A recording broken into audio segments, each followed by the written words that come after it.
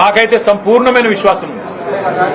వారిని నేను కేసీఆర్ గారి తరఫున పార్టీలోకి ఆహ్వానించడానికి ఇక్కడికి వచ్చినాను. వారు సానుకూలంగా స్పందించారు. మా కేసీఆర్ గారితో నాకు వ్యక్తిగతంగా కూడా చాలా అనుబంధం ఉంది. కానీ మీరందరూ వచ్చారు, ఆహ్వానించారు, సంతోషం. కానీ ఒకసారి నేను కేసీఆర్ గారిని కూడా కలిసి ఈ రాబోయే 2-3 రోజుల్లో నేను నా నిర్ణయం తప్పకుండా చెప్తానని చెప్పి జీవన్ రెడ్డి గారు చెప్పారు. చాలా సంతోషం. నేను వారిని కోరేది ఒకటే, ఈ రాష్ట్రంలో రైతులు, ఈ రాష్ట్రంలో పేదలు తిరిగి వారి మొహంలో చిరునవ్వు రావాలి అంటే కేసీఆర్ గారు ముఖ్యమంత్రి కావాల్సిందే. తిరిగి మళ్లీ కేసీఆర్ గారు బాధ్యతలు చేపట్టాల్సిందే, తెలంగాణను పట్టాలు ఎక్కించాల్సిందే. అందుకే వారి సహకారాన్ని నేను కోరుతా ఉన్నాను. ఇవాళ నేను మా జగిత్యాల జిల్లా నాయకత్వాన్ని కూడా హృదయపూర్వకంగా నేను ధన్యవాదాలు తెలియజేస్తాను.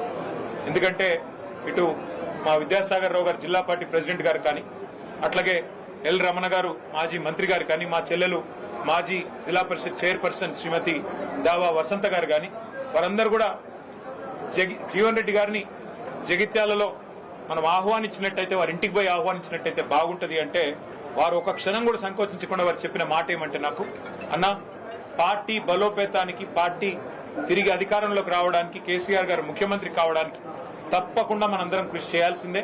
అందులో భాగంగా జీవన్ రెడ్డి గారి చేరిక అనేది మనకు చాలా చాలా లాభం జరుగుతుంది. వారిని మీరు తప్పకుండా రండి, ఆహ్వానించండి.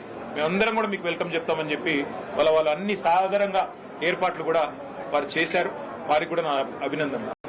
జగిత్యాల ప్రజల తరఫున నేను ఒకటి మిమ్మల్ని అడగదలుచుకున్నా అని చెప్పి, వారు చాలా చిన్నది, ఒక బోర్నపల్లి అనే గ్రామానికి సంబంధించి ఒక బ్రిడ్జ్ కావాలా, వెంటనే నాకు శాంక్షన్ కావాలని ఒక మాట చిన్నగా అడిగినాను.